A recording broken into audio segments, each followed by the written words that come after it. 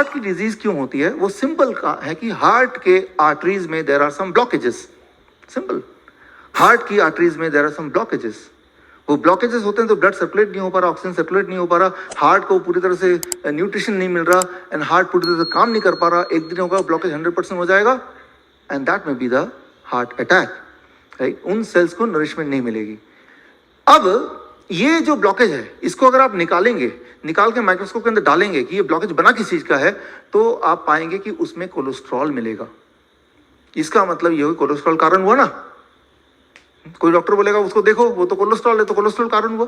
अच्छा एक काम करेंगे, मान लीजिए कहीं देखते कि पूरी बिल्डिंग गिर गई, जाके देखो बिल्डिंग में क्या गिरा, देखा बहुत सारी ईंटें पड़ी हुई है। अच्छा ईंटें कारण है, आगे से ना जब बिल्डिंग बने ईंटें कम कर दो, प्रॉब्लम खत्म हो जाएगी, राइट?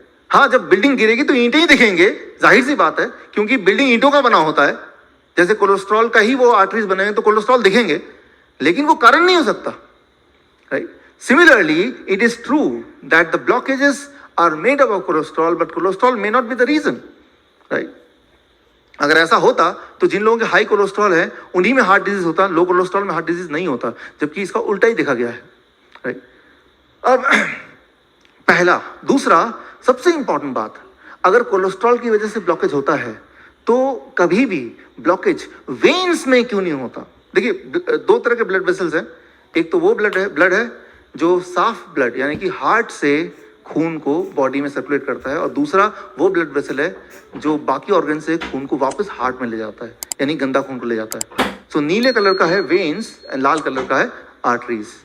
अगर और कोलेस्ट्रॉल सब में एक जैसा ही सर्कुलेट करता है, तो अगर कोलेस्ट्रॉल रिस्पॉन्सिबल है ब्लॉकेज का, तो वेन्स में भी तो ब्लॉकेज होने चाहिए ना, वहां तो नहीं पाए जाते। So cholesterol can not be responsible, had it been so the blockage would have been even in the veins, क्योंकि वेन्स में भी उतना ही कोलेस्ट्रॉल फ्लो करता है जितना कि आर्टरीज में करता है। सो ये एक आर्गुमेंट है। अब इससे एक सवाल आता है, फिर क्या, कैसे या क्या कारण से हार्ट डिजीज होता है? What is the main cause of heart disease? अगर कोलेस्ट्रॉल से नहीं होता, उस ब्लॉकेज में भी कोलेस्ट्रॉल है तब भी उससे नहीं होता, तो एक्चुअल कारण क्या है?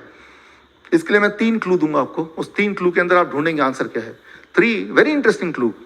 पहला clue, circulation 2006, very important.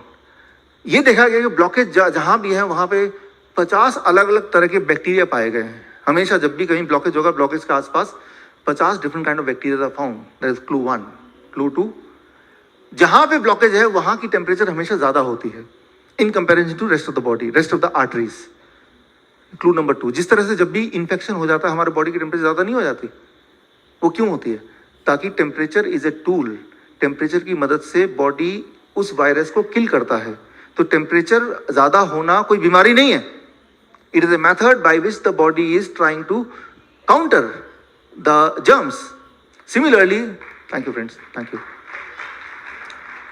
Similarly clue 3, ये देखा गया कि 1/3 हार्ट अटैक के पेशेंट्स का रिकॉर्ड देखा गया कि उनके हार्ट अटैक आने से जस्ट पहले उनको कोई ना कोई इंफेक्शियस डिजीज हुआ था, उसके बाद ही उनका हार्ट अटैक आया है। तो ये क्लू नंबर 3। अब इन तीनों क्लू के अंदर ही आपका जवाब है। ये सारी चीजें 2000 के बाद ही, 2000 के बाद ही सारी चीजें मेडिकल साइंस को थोड़ी बहुत पता चली है, उससे पहले ये सब चीजें नहीं पता थी। इसको समझने की कोशिश करते हैं, इन तीनों क्लू को जोड़ते हैं टू गेट द आंसर कि क्या, कैसे हार्ट डिजीज होता है और कैसे उसको रोका जाए। Attack by germs on the inner wall of arteries, the most important thing. Conclusion is, जहां पे भी हार्ट डिजीज जो भी आर्टरीज हैं वहां पे पाया गया कि जर्म्स अटैक करती हैं। हमारे पूरे ब्लड में जर्म्स सर्कुलेट होती हैं, दैट इज वेरी नॉर्मल, लेकिन हम में से कुछ लोगों के, कुछ पेशेंट के केस में कहीं कहीं वो जर्म्स अटैक करती हैं। लेकिन जर्म्स कहीं कहीं अटैक करती है, हर जगह क्यों नहीं करती है? वहीं अटैक करेगी जहां पे इंडोथेलियम डिसफंक्शन होगा। इंडोथेलियम वेरी सिंपल, ब्लड वेसल का जो सबसे अंदरूनी हिस्सा है जिसको ब्लड टच करते हुए जाता है, जिसको कोलेस्ट्रॉल टच करते हुए जाता है, उसे कहते हैं इंडोथेलियम लेयर। लेकिन हम में से कुछ लोगों के केस में वो इंडोथेलियम लेयर कमजोर होता है, राइट, और उसमें जर्म्स अटैक आसानी से कर सकती है। लेकिन अगर ऐसा है तो वेन्स के एंडोथेलियम लेयर में क्यों नहीं जर्म्स अटैक करती है? ये एक इंपॉर्टेंट क्वेश्चन है। इसको जवाब देने के लिए I take the example of this. मान लीजिए ये बलून है, इसके अंदर एयर का प्रेशर है। अगर एयर बढ़ा दूंगा तो प्रेशर बढ़ जाएगा ना इसका।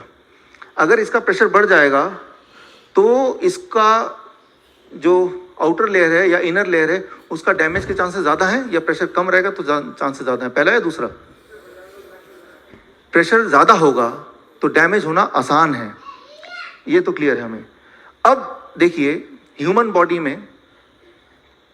बॉडी में हमेशा क्या होता है कि आर्टरीज के अंदर जो ब्लड प्रेशर होता है वो कम से कम 100 गुना ज़्यादा होता है in comparison to the blood pressure in the veins. Arteries के वॉल्स में जो प्रेशर होता है वो 100 टाइम्स ज़्यादा होता है, यानी कि वहाँ पे डैमेज होने की पॉसिबिलिटी ज़्यादा होती है, यानी कि वहाँ पे जर्म्स अटैक आसानी से कर सकते हैं, राइट। लेकिन एंडोथेलियम लेयर, पहला तो एंडोथेलियम लेयर कमज़ोर हो, ऊपर से प्रेशर ज़्यादा है, दोनों मिला के जर्म्स के लिए आसान हो जाता है वहाँ अटैक करना। अब क्वेश्चन ये है कि अंदर का एंडोथेलियम लेयर यानी कि इनर लेयर कमज़ोर क्यों होता है? उसका कारण है लो नाइट्रिक ऑक्साइड प्रोडक्शन। जब भी आपका बॉडी के अंदर नाइट्रिक ऑक्साइड प्रोडक्शन कम होगा तब एंडोथेलियम लेयर डैमेज होगा। जब भी वो डैमेज होगा, जहाँ जहाँ प्रेशर ज़्यादा है वो तो आर्टरीज में होती है, जर्म्स बॉडी में ऑलरेडी सर्कुलेट कर रहे हैं, वो सब में होता है, वो जर्म्स वहाँ अटैक करेंगे। जब वो अटैक करेंगे तो क्या होगा, वहाँ पे घाव हो जाएगा। घाव को भरने के लिए कोलेस्ट्रॉल आएगा बचाने के लिए, और वो भरने की कोशिश करेगा। अगर घाव जल्दी भर गया तो ब्लॉकेज नहीं होगा, लेकिन अटैक जारी रहा, नाइट्रिक ऑक्साइड प्रोडक्शन ऑलरेडी कम रहा और ये लंबे समय तक रहा, then it becomes blockage, right.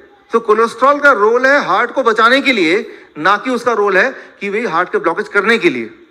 But उस प्रोसेस के through, thank you friends, thank you, but उस प्रोसेस के थ्रू जब वो प्रोसेस चल रहा है तब अगर एंडोथेलियम लेयर कमजोर ही रहता रहे और जर्म्स ज्यादा हो बॉडी में, इन्फेक्शन पहले से ही हो, कोई वायरल फीवर ऑलरेडी चल रहा हो, दैट इज द टाइम जब वो इन्फेक्शन जीत सकता है, right, in comparison to cholesterol. उस लड़ाई में that will form the blockage, right. So यहाँ पे इंपॉर्टेंट है attack by germs on weak arteries on the inner wall, जिससे इन्फ्लेमेशन कहते हैं। इन्फ्लेमेशन को हिंदी में बोलेंगे सूजन।